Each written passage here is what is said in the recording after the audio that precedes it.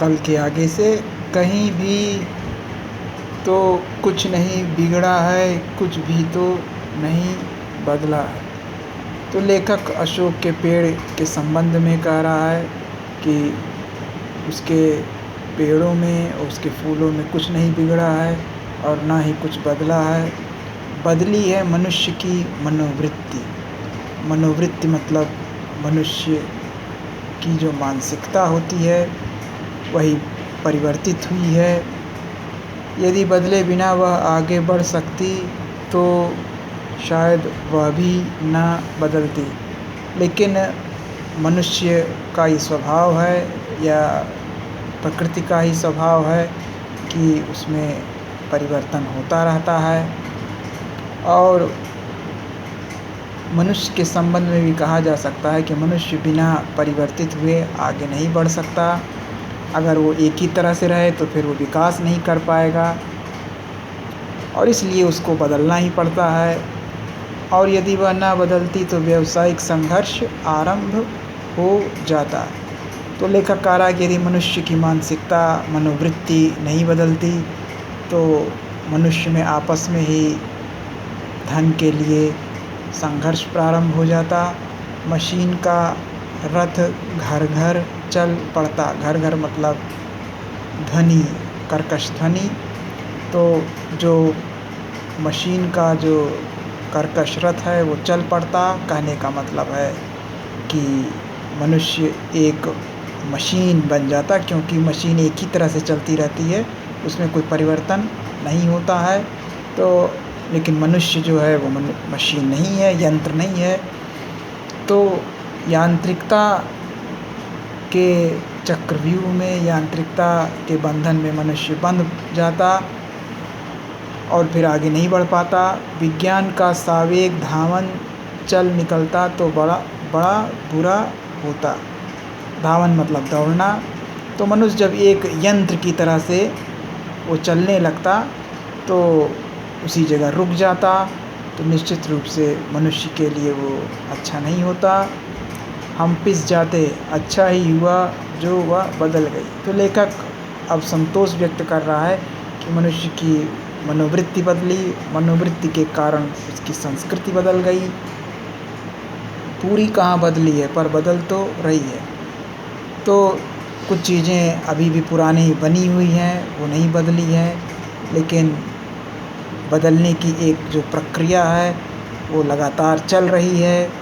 अशोक का फूल तो उसी मस्ती में हंस रहा है। तो अशोक का फूल उसी प्रकार से जैसे हज़ारों साल पहले मस्ती में हंसता था, वैसे आज भी हंस रहा है। पुराने चित्त से इसको देखने वाला उदास होता है। पुराने चित्त मतलब पुरानी मनोवृत्ति से। जो व्यक्ति पुरानी मनोवृत्ति से अशोक को देखता है वो उदास हो जाता है। और लेखक ने भी पुराने चित्त से ही देखा था, इसलिए उदास हो गया था। वह अपने को पंडित समझता है। यहाँ पंडित का मतलब विद्वान। तो लेखक ने भी संस्कृति का और शास्त्रों का, पुराने ग्रंथों का बड़ा अधिक अध्ययन किया है और इसलिए उदास हो गया था। वह अपने को विद्वान समझता था।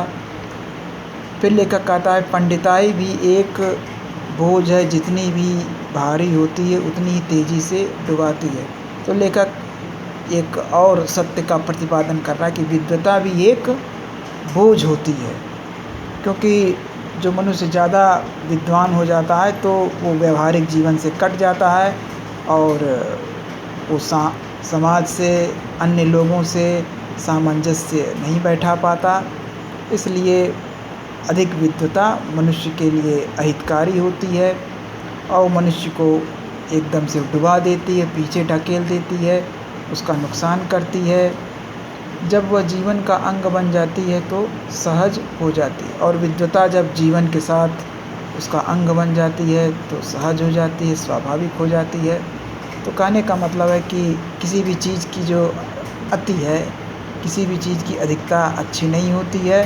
तो विद्वता की भी जो अति है वो भी अच्छी नहीं होती है, वो मनुष्य के लिए अहितकर होती है, तब वह बोझ नहीं रहती। तो जब मनुष्य की विद्वता जीवन से मिल जाती है तब उसके लिए वह बोझ नहीं रहती, वह उस अवस्था में उदास भी नहीं करती। तो जब विद्वता मनुष्य के लिए बोझ नहीं बनती, तब वो उसको दुखी भी नहीं करती। कहाँ अशोक का कुछ भी तो नहीं बिगड़ा है, तो अशोक का फूल उसी प्रकार से है, उसमें कोई परिवर्तन नहीं हुआ है। कितनी मस्ती में झूम रहा है, तो अशोक का पेड़ उसी प्रकार से मस्ती में झूम रहा है जैसे पहले झूमता था। कालिदास इसका रस ले सके थे अपने ढंग से, तो हजारों साल पहले कालिदास ने अशोक के वृक्ष, अशोक के फूल पत्तों इत्यादि का रस लिया था, उससे वे आनंदित हुए थे और उन्होंने अपने ढंग से उसको अपने साहित्य में व्यक्त किया था। मैं भी ले सकता हूँ अपने ढंग से। तो लेखक कहता है कि जिस प्रकार से कालिदास ने अशोक के पेड़ों से आनंद लिया था, उसी प्रकार से वह भी अपने ढंग से अशोक के पेड़ और फूलों से आनंद ले सकता है।